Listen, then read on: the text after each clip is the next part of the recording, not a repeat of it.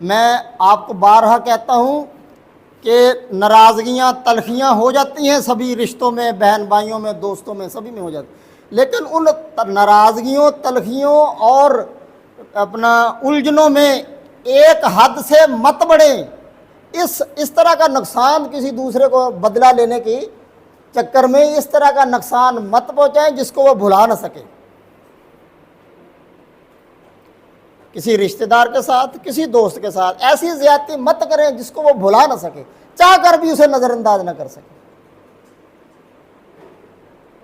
چھوٹا موٹا ناراضگی ہوگی، وہ تیرنا نہیں بولیا، تو انہیں بولیا، انہیں تینوں کوئی شے نہیں دی، تو انہوں نے دیتی ہوئی، ادھر ہو گیا ماڑا موٹا جو کر لیں اتنا کر لیں جتنا رفو ہو جائے۔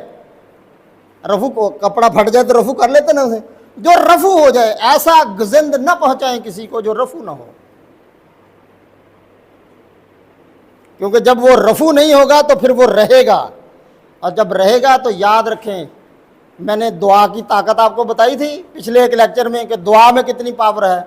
جتنی دعا میں پاور ہے اتنی ہی پھر بد دعا میں بھی پاور ہے، کیونکہ یہ دونوں جذبات دل سے نکلتے ہیں۔ دعا بھی جب آپ کسی کو دیتے ہیں تو وہ بھی دل سے نکلتی ہے۔ لوگ نیک لوگوں سے دعا کروانے کیوں جاتے ہیں؟ بچہ روئی جاندہ مولوی صاحب کو کیوں جاندے، کسی پیر کو کیوں جاندے؟ یار بندہ ہر ویلے اللہ اللہ کرتا رہتا ہے، زبان چو برا لفظ تو نکلتا کوئی نہیں، تو اسے چکر جے میرے بچے لی دعا نکل اللہ جو نصیب کرے۔ ساڈا بھرا سی وہ بیچارہ ادا کا ہی سی، انہیں پوری زندگی کسی نے ماڑا چنگا بولیا نہیں سی، تو لوگ جدوں دم کراؤندے سی بچے نوں شفا ہو جاندی سی۔